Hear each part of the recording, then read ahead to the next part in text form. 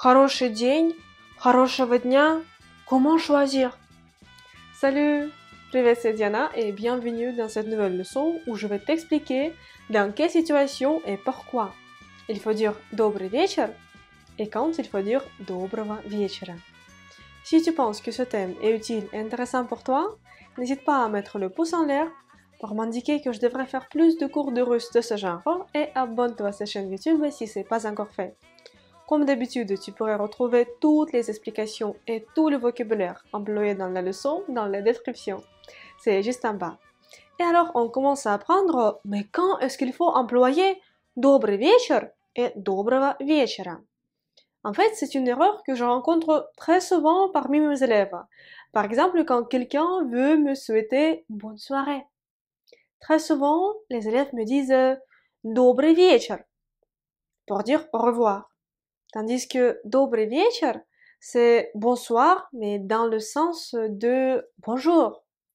En russe, il y a une règle.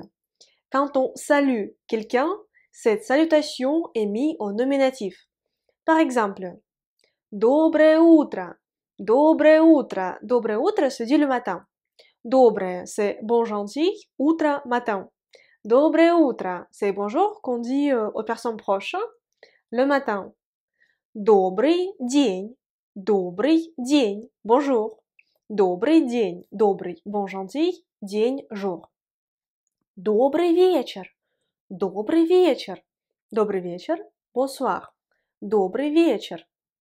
Alors, quand il y a une salutation, quand on rencontre quelqu'un pour dire salut, salut dans le sens de bonjour, il faut employer le nominatif. Par exemple, доброе утро, добрый день, добрый вечер.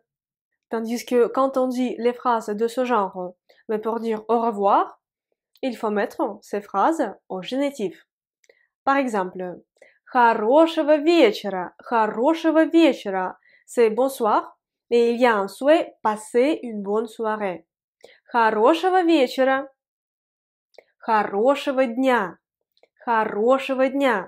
passez une bonne journée.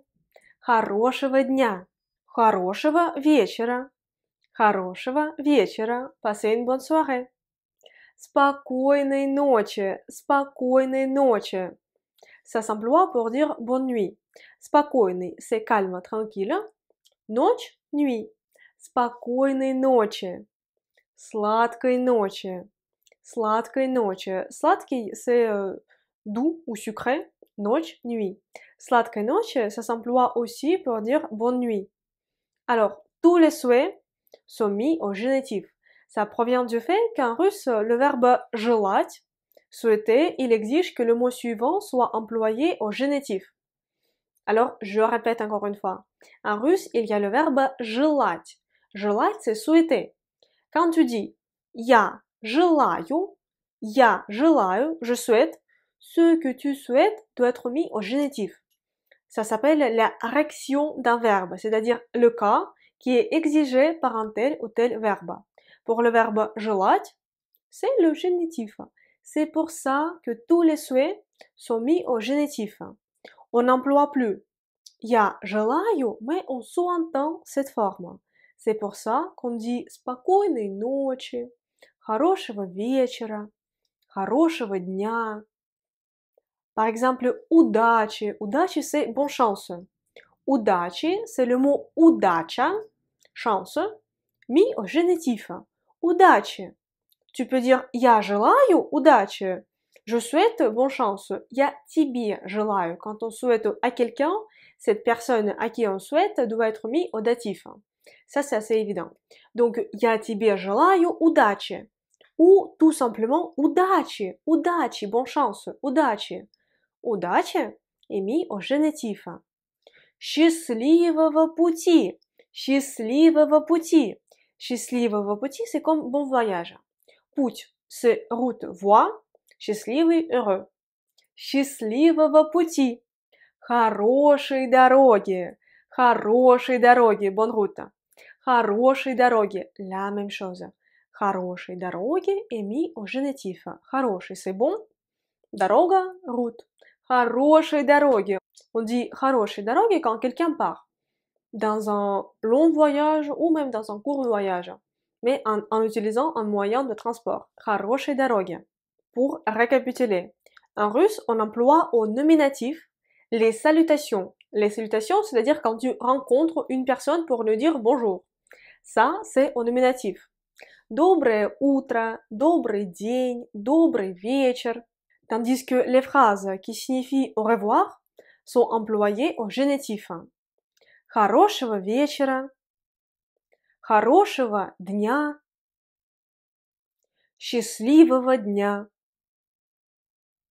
доброго вечера, спокойной ночи, сладкой ночи. Les souhaits sont également mis au génitif. Удачи, bonne chance. Хорошей дороги, bonne route. Хорошего путешествия, bon voyage. Хорошего путешествия. Счастливого путешествия. Счастливого путешествия. Путешествие, c'est voyage. Счастливый, heureux. Donc, tous les souhaits sont mis au génitif, ainsi que les phrases que tu emploies pour dire au revoir. Ça vient du fait que dans ces phrases, on sous-entend le verbe желать. Le verbe желать en russe exige que le mot suivant soit employé au génitif.